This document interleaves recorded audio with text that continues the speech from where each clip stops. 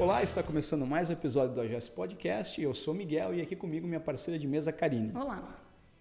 Antes de iniciar os trabalhos de hoje, eu quero te convidar para se inscrever no nosso canal do YouTube. Não esquece de marcar o sininho para receber notificações sempre que um conteúdo novo for publicado lá no nosso canal. Nós também estamos no Instagram, no @AGSOficial. Lá você pode acompanhar as principais ações da entidade. Siga a AGS, compartilhe com seus amigos e parceiros para que a gente amplie cada vez mais o nosso alcance. E lembrando, que toda semana nós temos episódio novo aqui no AGS Podcast e eles também são transmitidos nos outros canais de áudio. Então não deixa de conferir, tem bastante conteúdo publicado, bastante conteúdo interessante produzido para você. Essa temporada tem o patrocínio da Mútua Santa Catarina. A Mútua é a Caixa de Assistência dos Profissionais do CREA. Acesse o site da Mútua em www.mutua.com.br e confira os benefícios de ser um mutuário. Siga também o Instagram do nosso patrocinador em @mutua.sc. E hoje, para conversar, a gente está recebendo aqui o nosso amigo secretário municipal, Fábio Jovita, para que a gente possa bater um papo sobre os desafios de conduzir uma secretaria que é tão importante para a cidade de Joinville. Fábio, seja muito bem-vindo. Olá, Miguel. Olá, Karina. Muito obrigado pelo convite. Agradeço o pessoal da AGS. E é um prazer enorme estar aqui com vocês. Que bom, então. Para começar, aquela pergunta de sempre, né? Quem que seria o Fábio Jovita? Fábio é um advogado, 36 anos, navegantino, mas eu já me considero joinvilense. Eu vou explicar um pouquinho por quê. Minha história com Joinville está muito baseada no amor, né? E não é nenhuma hipocrisia, nem demagogia da minha parte.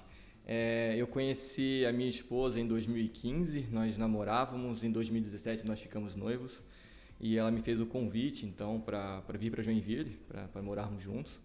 Então a minha história com Joinville é uma história de amor. Eu casei com uma joinvilense e eu já fiz uma joinvilense. Então eu sou um joinvilense de coração e ninguém me tira esse título. Eu vim para cá, com uma caixa de currículos em 2017. Sempre atuei na área administrativa, ambiental, toda essa parte burocrática, que envolve os processos de licenciamento, alvarás de localização, enfim. A minha família tem um histórico muito grande com contabilidade e na época decidi fechar o meu escritório, vir para Joinville, imprimir essa caixa de currículo e vim aqui batendo de porta em porta até que um escritório me acolheu. Comecei a trabalhar lá em 2017 e em 2020 teve a eleição, a eleição municipal. Eu participei do processo seletivo. Na época fui muito bem no processo seletivo, mas não cheguei a assumir a secretaria.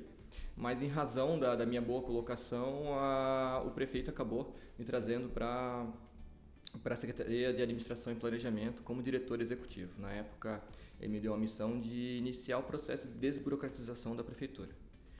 Dali eu fiquei 2 ou 3 meses na SAP, depois ele já me puxou para a Segov. Como Secretaria de Governo era mais fácil transitar entre as outras secretarias. E dali então comecei a mostrar trabalho para ele, comecei a desenvolver outros projetos. E em agosto veio o convite para eu assumir a Secretaria de Meio Ambiente, e estamos aí até hoje. Maravilha.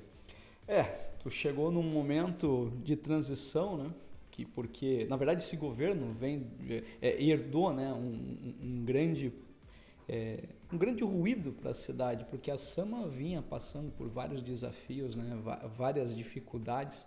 É uma secretaria que tem uma interface muito grande com o munícipe, E eu lembro os nossos primeiros contatos foram na Secretaria do Governo, Da época da SAP eu nem sabia, porque eu te conheci mesmo lá na Segov, quando a gente justamente começou a falar sobre essa questão da desburocratização, porque na época a gente tinha apresentado no final do governo anterior o Descarimba, apresentamos para o novo governo e justamente qual era o item que a gente mais batia naquela época? Era a questão da continuidade, e da visão sistêmica.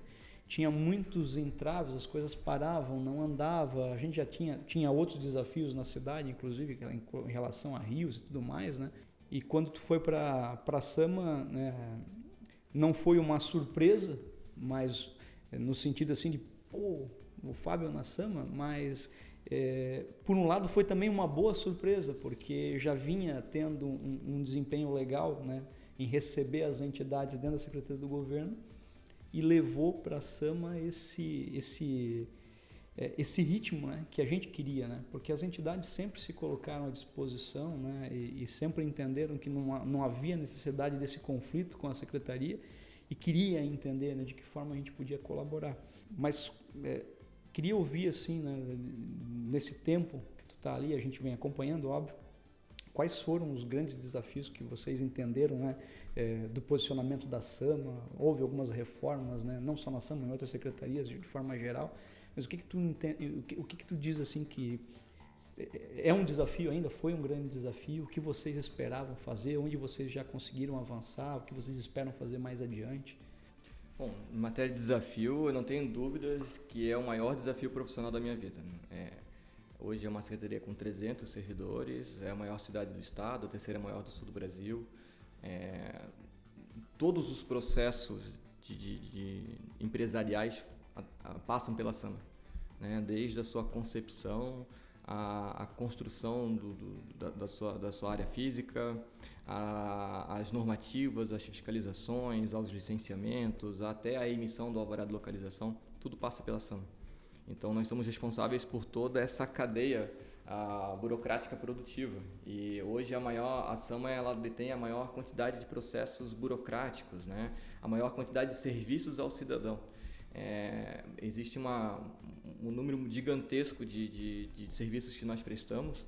Vamos explicar rapidamente. A gente cuida de cemitérios, a gente cuida da causa animal, gestão ambiental, abertura de empresas, atendimento, feiras, licenciamento de comunicação visual, letreiros, ambulantes, a terraplanagem, supressão, unidades de conservação, educação ambiental, parcelamento de solo, todas as certidões do município passam pela gente, alvará de construção, alvará de demolição, fiscalização, aí fiscalização tem fiscalização de meio ambiente, fiscalização de calçadas, asseio, fiscalização de comunicação visual, não sei se eu já tinha falado, fiscalização de maus tratos também. A nossa secretaria também ela faz o aporte dos processos administrativos de licitação que nós estamos envolvidos. Nós temos os processos de julgamento de processos administrativos ambientais e de posturas, tudo ali dentro. Nós fazemos a coordenação do Conselho Municipal do Meio Ambiente, Conselho Municipal de Saneamento Básico, os conselhos gestores das unidades de conservação. Nós temos um RH próprio ali dentro. Então, é uma secretaria com uma quantidade absurda de serviços, de matérias, ela é extremamente multidisciplinar, né? O pessoal liga muito a Secretaria de Meio Ambiente com a Secretaria de Meio Ambiente, mas às vezes para o cidadão ele talvez fique um pouco distante do conhecimento integral de todas as matérias, né? Até para mim, que estou lidando diariamente ali, eu me deparo com instruções normativas diariamente, existia isso, tem isso. Então, a gente vai aprendendo muito. E o desafio, principalmente da minha parte, né, é conseguir fazer essa compreensão da política pública que a Sama está envolvida, da quantidade de políticas públicas que a Sama está envolvida, né, e conseguir encaixar tudo isso com algo bom para a sociedade. A gente tem que fazer algo bom para a sociedade. Então, por exemplo, na burocracia, a minha maior intenção é diminuir a interação, não ser um responsável por alteração de cronograma dos projetos. Pelo contrário, eu tenho que fomentar os projetos, eu tenho que ser um facilitador de projetos e não criar uma dificuldade. A burocracia ela tem que a burocracia inteligente, ela é necessária, né? Ela faz parte do poder de polícia do Estado. Muitas das atividades são compromissos legais que a gente tem que ter, mas ela não pode ser uma burocracia que trave projeto, ela não pode ser uma burocracia que atrapalhe projeto, ela tem que ser uma burocracia acessível, fácil de ser compreendida. E como é que a gente faz isso? Não sei se já está no momento da gente falar. Quando eu fui para a Secretaria de Governo, você mencionou, eu busquei as dores inicialmente. Eu não fui na Secretaria entender a problemática. Eu busquei as dores das entidades, eu busquei as dores da população quanto aos serviços prestados pelo município. Então, eu fiz uma série de reuniões com todas as entidades. Chamei vocês, Sinduscom, chamei a CIG, JPM e diversas outras entidades, e eu fiz um relatório. A gente criou uma caixinha para cada secretaria, onde estavam todas as dores, e a gente estava tentando criar um projeto específico de melhoria para cada uma daquela caixinha, então a gente organizou tudo isso. Algumas coisas foram acontecendo naturalmente, como o espaço do empreendedor, né? Como o Código de Defesa do Empreendedor também, diversas outras melhorias de legislação, o procedimento de triagem da SAMA, enfim. Quando eu cheguei na SAMA, aí eu vi a administração pela ótica do servidor público, a ótica de quem opera a burocracia, de quem opera os procedimentos, de quem tem a responsabilidade de liberar as coisas, que é completamente diferente de quem está requerendo. Quem está requerendo está querendo chegar no final do processo para operar a sua atividade. Quem está analisando, está analisando dentro da legislação para que nada do que vai acontecer depois da emissão daquela licença saia do controle ou seja feito de forma errada. Então, são perspectivas diferentes sobre o mesmo processo. É engraçado pensar nisso, né? Parece, a partir do momento que a gente entende que são duas perspectivas, fica mais fácil essa compreensão e o diálogo entre as duas partes. A primeira coisa que eu fiz na SAMA não foi iniciar projetos de melhorias, trabalhar desburocratização, revisão de instruções normativas, revisão de legalidade, não. Eu criei um projeto para o servidor. Eu criei um projeto de integração e capacitação para o servidor. Para quê? Para que o servidor pudesse me entender, para que eu pudesse entender os servidores, para eu saber as dores deles. A partir do momento que a gente melhora o ambiente de trabalho, cria esse ambiente de trabalho positivo, é muito mais fácil para que o servidor que esteja num bom momento entender, né, a outra perspectiva, a perspectiva de fora. Né, entender a minha perspectiva sobre desburocratização, liberdade econômica e tudo mais. Né? Então a gente começou a cuidar deles, criar um bom ambiente de trabalho, gerar essa confiança entre toda a equipe, em mim, na equipe em mim, para que a gente pudesse caminhar no mesmo sentido. E a partir do momento que o servidor está num bom momento, a partir do momento que o servidor está num bom ambiente de trabalho, ele deixa de ter que entregar para querer entregar. Isso é excelente. Então, quando a gente vem com uma ideia, a gente não parte do não dá para fazer. A gente parte do como a gente vai fazer. Vamos estudar se existe uma possibilidade. Isso é muito legal. Aí sim, aí entra a revisão de instruções normativas, de cartas de serviço, de legislação, de análise de processo, perspectiva de análise de processo, visagem de processo. Então, tudo isso parte depois do que essa relação de confiança é estabelecida. E hoje, eu tenho absoluta certeza que o time da SAMA está muito bem encaixado nisso, né? E tá funcionando extremamente bem nessa linha de raciocínio. A gente tem focado muito no bom atendimento. Né? Então, a gente foca na desburocratização e no bom atendimento. São os nossos pilares de atuação. O bom atendimento, para que a secretaria seja cada vez mais consultiva. Eu não tenho dúvidas, e não é desprestigiar ninguém lá fora, mas quem mais entende da legislação municipal são os nossos técnicos. Porque foram eles, a grande maioria deles, que escreveram aquelas legislações, as instruções normativas. Então, é normal que o pai do projeto, o pai da legislação, entenda muito mais daquela legislação do que o ambiente externo.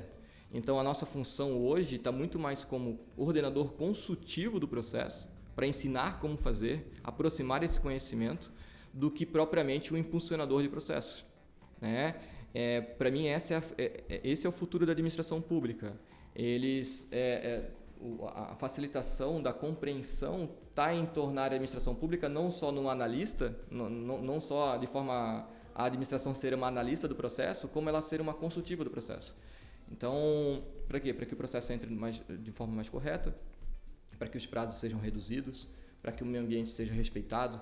Então, é uma série de situações que a gente vai encaixando no meio do caminho para atingir o benefício para todo mundo, que é um processo mais célere, um processo menos burocrático, mais simples, enfim.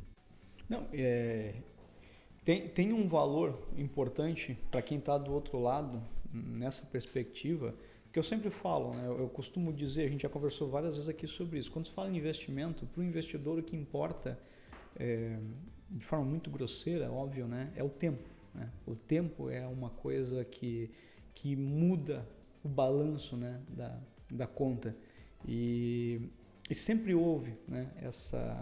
essa disputa que desse lado, né? do balcão, a gente lá no Descarimba, dentro da GES, sempre bateu muito na tecla. O nós contra eles não pode existir, porque são dois universos que têm que estar em comunhão. Né? Se não houver produção econômica na cidade, a cidade tem problemas, né? E então as secretarias, né, de todas as formas, elas estão ali para fomentar isso também, de certa forma. Então a gente sempre teve esse interesse de levar a nossa realidade também para a secretaria. E quando a secretaria começa a ter um pouco mais de papel ativo e compreender também quais são as demandas e como conduzir essas demandas, eu não tenho dúvida que a gente constrói um ambiente melhor para a cidade, né? Até para que a gente possa, inclusive, reduzir burocracia, né? Se fala muito de burocracia dentro da esfera pública. Eu gosto de um conceito do Peter Drucker. Ele fala sobre burocracia, mas ele usa a administração para explicar isso. A administração é uma ferramenta, né? Ela está lá para ajudar a empresa a alcançar os seus objetivos. Se você coloca o objetivo da empresa em função da administração, que seria um erro, né? Você está colocando a ferramenta como o elemento principal, você não pensa mais no que você faz, né? Você simplesmente corre atrás de preencher um formulário. E para que aquele formulário? Ele é necessário? Não é necessário? Não, é burocracia, se torna burocracia. E é nesse critério que a gente vem sempre conversando, né? A SAMA é um exemplo mais clássico disso, porque foi talvez não, é porque é a interface principal, né, com o cidadão hoje na cidade. Foi onde mais teve essa discussão, né? E que teve bons frutos, né? Claro, a gente nunca vai dizer que não tem coisas a melhorar, né? Tu sabe, o teu papel é o que mais tu escuta, né? Sempre há uma coisa ou outra que, obviamente, não consegue atingir na especificidade todos os elementos da cidade, mas a SAMA já não é mais aquele problema que era, né? Infelizmente, falando assim, parece, pô, tá criticando, mas tu lembra bem quando tu começou, né, que todo mundo falava mal da SAMA e tu bem sabe por quê. A SAMA é a cara do contato com o município, né, com o munícipe, e todo mundo brigava muito por conta disso, né? A SAMA é um prédio de vidro, né? Exatamente, né? E muitas vezes a gente percebia, né, conversando e evoluindo, que não é necessariamente um entrave na SAMA, né? Eram as dependências internas, né, de todo o processo, que eles entravam pela SAMA, saíam pela SAMA, mas não acontecia integralmente pela SAMA. Então, são camadas que muitas vezes, para quem está desse lado, não conhece, e aí, é o Jovita lá que está criando problema. Não, não é criar problema, é entender o ordenamento para isso, né? E eu acho que o diálogo com as entidades também, né, foi muito bom para isso. Uma coisa que talvez não dá para deixar de não falar, que foi importante para a cidade, é a questão dos cursos hídricos, né? Nós passamos aí por um período bem turbulento e a gente teve a oportunidade, inclusive no ano passado, né, de ter vocês no Café de Negócios apresentando, né, a proposta antes dela virar lei, depois dela virar lei. A gente teve lá o primeiro estudo que foi aprovado, apresentado também pela empresa que desenvolveu, a Bioeco, né? Comenta para nós, né, como é que vocês enxergaram assim essa vitória. A gente sabe que ainda existem aí os seus desafios, porque infelizmente parece que no Brasil, quando a gente vai na direção certa, tem um monte de gente que fica chateada, mas de forma geral, eu acho que é importante falar um pouquinho, né, de como foi isso e como vocês percebem hoje a sociedade recebendo o desenvolvimento desse trabalho, né? Em abril de 2021, teve o julgamento do tema 1010. Explicando um pouquinho sobre esse julgamento, ele definiu que em área urbana consolidada, não deveria, para a aplicação da faixa marginal, né, do distanciamento, né, dos cursos hídricos dessa faixa marginal, ele não poderia ser aplicada a lei de parcelamento de solo. E determinou-se então a aplicação das regras do Código Florestal, ou seja, a grande maioria de 30 metros, dependendo do calar do rio. Quando eu fui para a SAMA, a gente ainda estava nesse meio tempo, né, do que fazer, do que a gente poderia elaborar, que tipo de procedimento que a gente poderia desenvolver. E a gente já estava com algumas ideias bem qualificadas para a gente trabalhar numa espécie de diagnóstico socioambiental da cidade, onde a gente, dentro desse diagnóstico socioambiental, nós iríamos caracterizar as faixas marginais de acordo com a sua ocupação do entorno e as questões, envolvendo as questões ambientais, né, dos critérios para a aplicação da APP e também levando em consideração a urbanização. Então, a gente utilizou dentro de uma ciência exata, que é a matemática, né, e não uma ciência discricionária, que é o direito, ou subjetiva, que é o direito, para melhor identificar e fazer essa caracterização. Então, a gente cria uma tabela de atributos, requisitos, cálculos, matemática, com base na existência de fato da situação, e a gente começa então a dividir esse grande diagnóstico socioambiental da cidade em microbacias. Então essa foi a nossa ideia inicial. Pegamos esse projeto, fizemos a apresentação para artigo científico. Ele foi publicado por uma revista de artigo internacional um mês antes da alteração do Código Florestal. Em dezembro de 2021, o Código Florestal foi alterado, possibilitando, dando competência aos municípios para legislar sobre as faixas marginais dentro da área urbana consolidada e estabelecer uma faixa marginal distinta da área de preservação permanente. Então, nós tivemos o cuidado, a nossa legislação, a gente começou a trabalhar então no projeto de lei para a gente criar o diagnóstico socioambiental. A gente não está criando uma faixa marginal, a gente está criando um diagnóstico socioambiental. O resultado desse diagnóstico socioambiental pode incidir numa faixa não edificante ou na manutenção da área de preservação permanente. É bem importante a gente mencionar isso, né? A gente criou a legislação em janeiro de 2022, em fevereiro ela foi para a Câmara, a gente correu para atualizar, já estávamos quase um ano com todos os processos parados, em abril a gente teve a aprovação. Nesse meio tempo a gente já estava desenvolvendo as instruções normativas, todo o procedimento online, a gente estava em conversas com todas as outras secretarias, tanto que a partir do momento que a lei foi publicada, nos dias seguintes já foram publicados decretos, instruções normativas, o procedimento já estava rodando.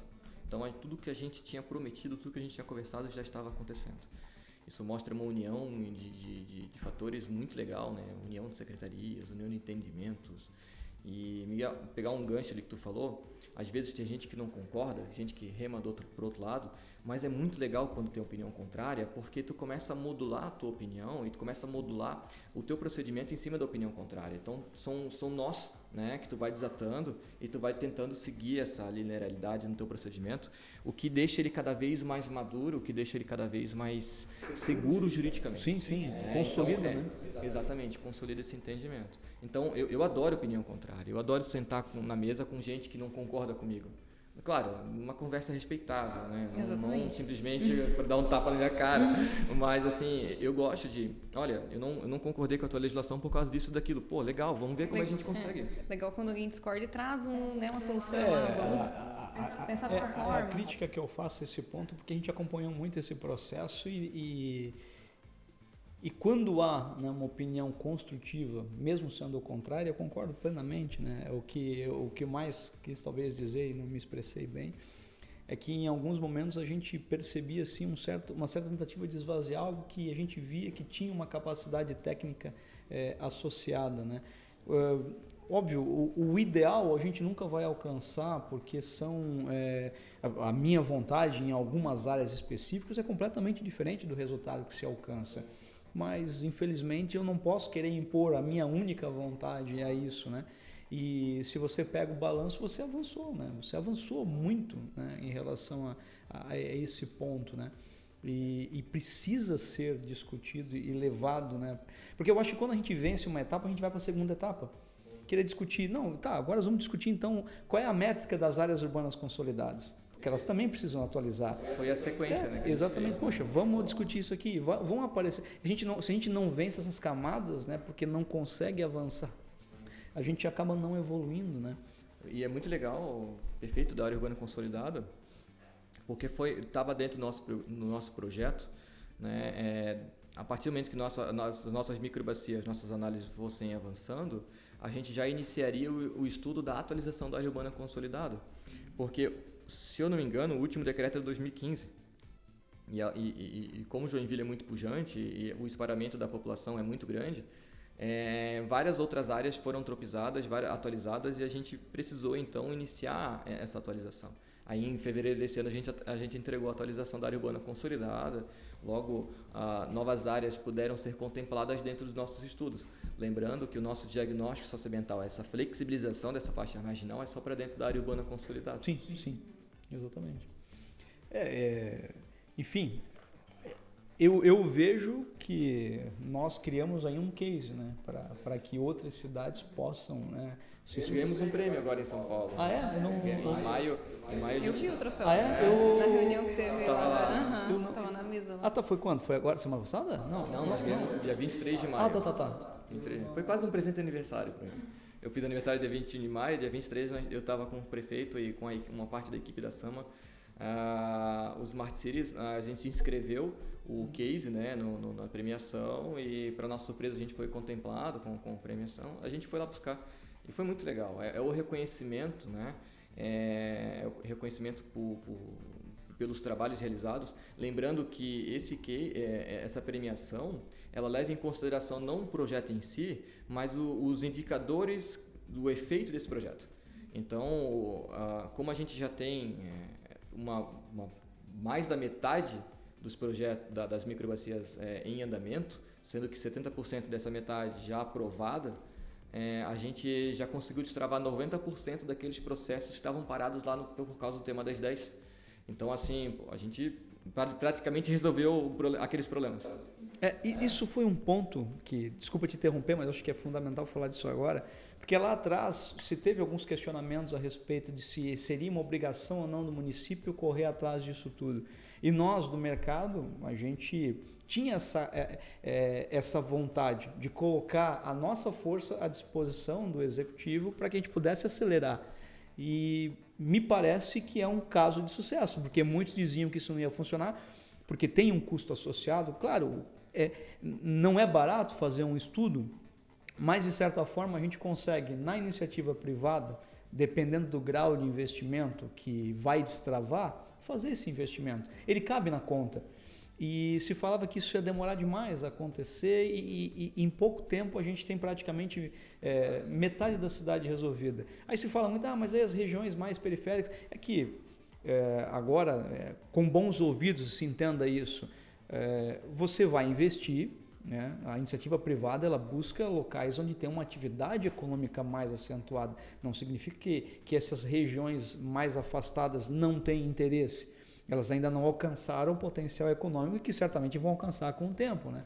Então, talvez aí a gente fazendo esse esforço nas principais áreas onde tinha maior quantidade de problema, que vai gerar mais negócio, vai gerar receita para o município agora possa dedicar nessas áreas, né? Porque também existe uma limitação de corpo técnico para conduzir todos esses processos, né?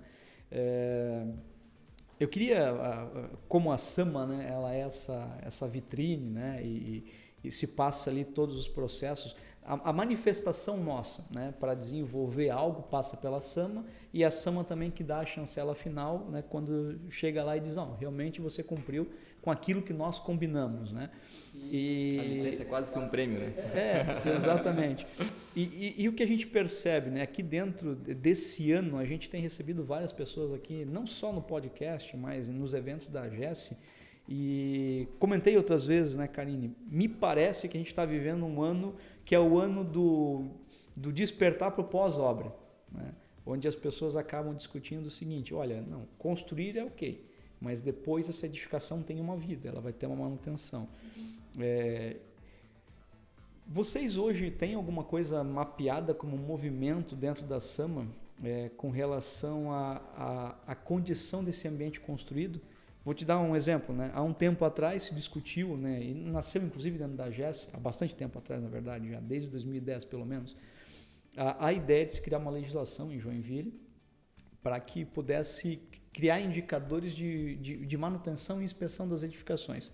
Porque isso, com o amadurecimento dessas edificações, o envelhecimento do nosso ambiente construído, começaram a surgir problemas, né? Em algum momento isso vai ter que esbarrar dentro do ambiente público, porque vai ser uma centralização, né, necessária, vai ter que ter um regramento. Apesar da gente ter uma visão menos burocrática, algumas regras principais elas têm que acontecer dentro da esfera pública.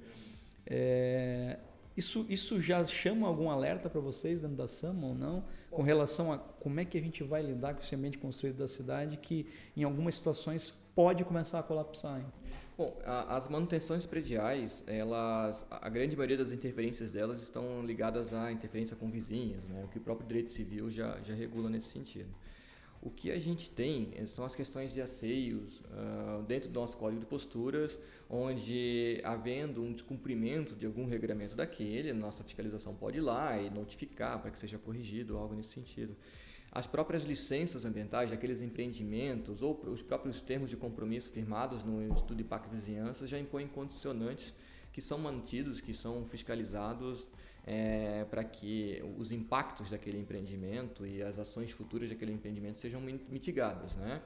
Agora, hoje, o que a gente tem propriamente para empreendimentos são políticas de educação ambiental, política de resíduos sólidos, enfim.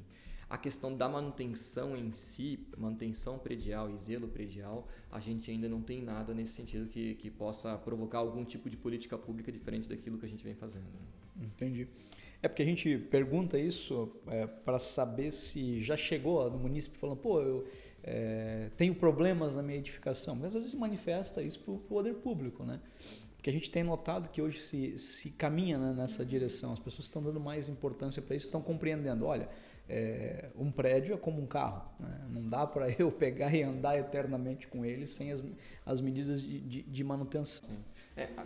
Quando há uma ofensa à coletividade externa do condomínio, eu acredito que o nosso código de posturas ele pode atuar nesse sentido. Quando é uma regra de algum direito do condômino, aí uma relação muito civil, entendo eu como uma relação muito civil, onde vai se buscar os seus direitos pelo algum vício de origem, alguma ausência de manutenção predial, aí é mais proprietário, mais condômino com construtor, condômino com condomínio, do que propriamente uma questão pública. Mas, de novo, é um assunto novo, não existe nada nesse sentido em trâmite na SAMA. O que tem é código de posturas quando mexe com coletividade, né? Por exemplo, por falta de manutenção, alguma telha ou algum azulejo acabou caindo em via pública, acabou caindo na calçada, acabou caindo, ou por falta de manutenção de alguma ETE, acabou extravasando, gerando uma poluição, gerando qualquer coisa nesse sentido. Aí não. Aí a fiscalização, aí o município ele tem que agir para que, como houve uma ofensa ao direito da coletividade, daí a gente tem que agir, tentar evitar, mitigar e corrigir o problema. Maravilha, maravilha. Bem, secretário, a gente está encaminhando para o final, né? O papo poderia ser muito longo, porque são 2 anos, né, de secretaria e... Quase um recorde, né? Nossa, é quase um recorde. Vou lá, estou persistindo. Pois é. Mas não foi nesse sentido que eu quis dizer, né? Eu não queria ser tão... não faria essa brincadeira, mas nos bastidores a gente até poderia fazer, né? Mas de fato, isso hoje a gente pode rir disso, né? Mas há um tempo atrás era um problema sério para a cidade, né? Porque se tinha essas dificuldades e ainda bem a gente está caminhando para uma superação. Mas, enfim, nós temos um limite de tempo aqui, a gente tem que encerrar, mas gostaria que o papo fosse muito além, né? O que já fica um convite até para uma outra oportunidade. A gente tem o hábito aqui de sempre perguntar, né, a quem participa uma indicação de literatura, uma leitura que marcou a pessoa, seja uma literatura técnica ou não, porque a gente vem compondo, né, tanto na primeira quanto na segunda temporada, uma lista para que as pessoas que nos assistem possam, eu quero ler um livro, poxa, eu vou pegar uma referência que a gente teve lá do Jovita, uma referência que a gente teve de um outro convidado. Queria ouvir de você aí uma referência, o que tu tens para nos oferecer? Eu posso dar 2 referências? Fica à vontade. A primeira é que é um livro que marcou muito o meu modelo, marca muito o meu modelo de gestão, né? Que é entender o ambiente e conhecer as pessoas. Temperamento e Carreira. Esse livro é muito legal. Ele te ajuda a entender qual que é a personalidade do Miguel, qual que é a personalidade da Karine. Isso a gente vai enquadrando, baseado em respostas, e atos, gestos e iniciativas, o tipo de perfil para que a gente consiga, de uma forma a melhor aproveitar aquele perfil, né? Por exemplo, eu tenho pessoas que tecnicamente não conseguem entregar tanto, mas atendem de forma excelente, parece estar em casa, né? Então, assim, a pessoa se trata muito bem, parece uma mãe, parece um avô, parece uma avó, parece uma tia, aquela tia bem acolhedora, não vai embora, fica mais um pouquinho. Então, assim, é um perfil, são perfis. Então, o temperamento carreira, ele te ensina a analisar perfil, ele te ensina a reconhecer o teu perfil. Eu, por exemplo, não sou uma pessoa tão técnica. Se me colocar atrás de um computador para escrever uma petição de 30 páginas, eu vou demorar 1 mês e meio. Né? Então, agora, meu perfil é saber conversar com as pessoas. Meu perfil é um perfil mais político, um perfil mais comercial, é um perfil mais de dialogar, um perfil mais de explorar, de me mexer mais, de não ficar parado. Né? Então, entendendo o meu perfil, é mais fácil entender minha vocação e é mais fácil eu encontrar meu lugar no mercado, meu lugar na sociedade. E o segundo livro, o primeiro é Temperamento e Carreira. E o segundo livro é um livro muito legal mesmo, é completamente diferente. 333 páginas para tirar o seu projeto do papel. Esse é um livro, ele te ensina a montar um projeto do que você quiser, da área que você tiver interesse. Ele atende todo mundo. É muito legal. Ele vai praticando pequenos exercícios, ele não é uma literatura, ele tem um enunciado, você preenche aquele enunciado, ele te explica como deve ser preenchido aquele enunciado e você vai montando. Eu fiz esse livro 3 vezes. A primeira vez que eu montei um projeto da minha cabeça. Daí eu falei assim, não, ficou legal, vou fazer de novo. Aí eu tive uma ideia, porque eu assisti a autora do livro no YouTube, ela explicando onde você deveria começar o 333 páginas. Criando o projeto da sua persona. Então, como eu tinha acabado de ler o Temperamento e Carreira, eu falei assim, cara, eu vou criar o projeto Fábio Jovita. Olha que legal.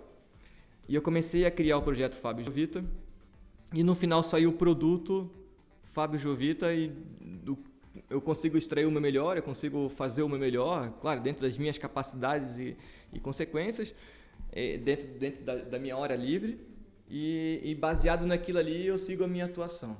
É muito legal, é um exercício muito legal, um livro muito legal de ler, de responder, é como um livro de colorir para criança, é muito legal.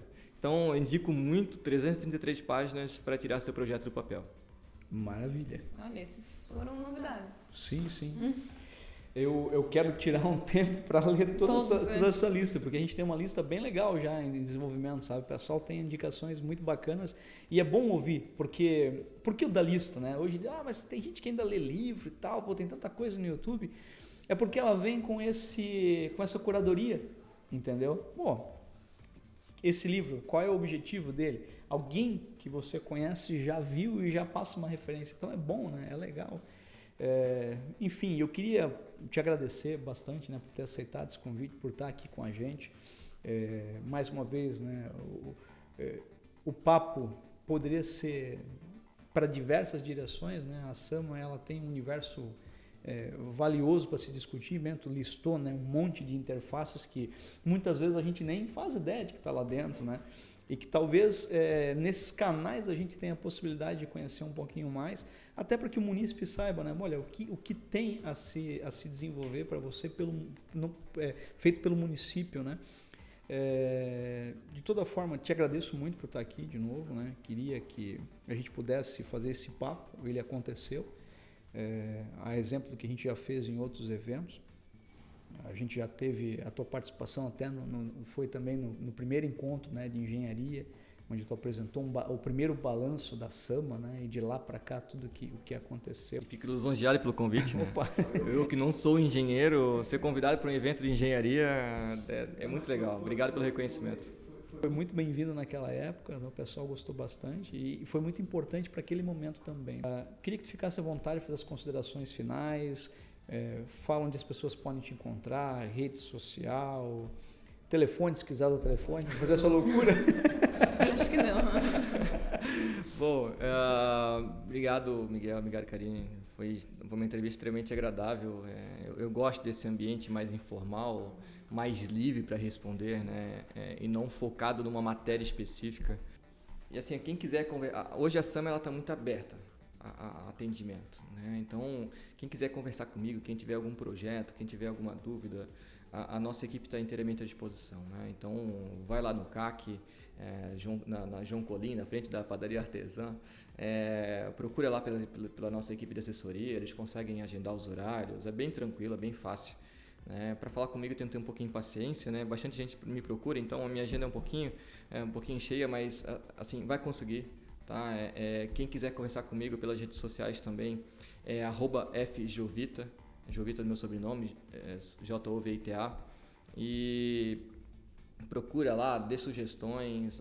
Eu sou uma pessoa, de novo, eu adoro conversar até com gente que não pensa da mesma forma que eu, porque isso me faz abrir horizontes, isso me tira da caixa. Eu tenho uma preocupação muito grande de não entrar numa bolha e não conseguir mais sair. Então, assim, eu crio esse ambiente, né? A pessoa é livre para chegar lá, reclamar, falar, mostrar descontentamento sobre uma forma como a gente analisou, porque é para isso que a gente está ali. A gente é servidor público, nós servimos o público. Essa é a nossa real intenção. A gente está ali para tentar fazer uma cidade melhor e, graças a Deus, a gente vem conseguindo fazer. E, de novo, estou aqui. Essa não precisa ser nossa única entrevista. Se vocês quiserem me convidar, vai ser um prazer participar novamente. Eu acho que a gente pode falar de outros projetos, outras dúvidas, verificar o que vocês têm interesse, a gente traz aqui também. E estou sempre aqui para vocês. Obrigado, gente. Maravilha. Kaline, considerações finais? Somente agradecer a conversa. Acredito que esclareceu bastante coisa a respeito de quão grande e quantos trabalhos envolve dentro da Sama. Eu comecei a ter contato faz uns 2, 3 anos, eu não tinha noção de quanta coisa passava ali dentro e realmente assim, tem que ter conseguir liderar mesmo a equipe para que todo mundo esteja ali na mesma frequência, né, para que as coisas realmente saiam, deem certo. E achei bacana também a explicação sobre as microbacias, que também é um negócio que estava gerando muita dúvida e que com certeza vai colaborar muito com o crescimento da cidade de Joinville. Te agradeço bastante pela presença. Obrigado. Maravilha. E lembrando, né, que essa temporada tem um patrocínio da Mútua Santa Catarina. Não deixe de conferir as redes sociais desse nosso parceiro que acredita e apoia esse projeto. Vai lá no canal da Mútua, né, e marca na última postagem deles a GES Podcast para que eles percebam a nossa movimentação e recebam esse carinho de quem nos assiste. E claro, mais uma vez eu faço pedido para que você se inscreva no canal da GES no YouTube, marca o sininho, sempre que a gente publicar algo novo você vai receber a notificação, compartilha com amigos e parceiros. E a gente também está lá no Instagram, então segue o @GESOficial para que a gente possa entregar o nosso conteúdo e também você possa acompanhar as ações da entidade. Eu me despeço por aqui, até o próximo episódio. Valeu, pessoal!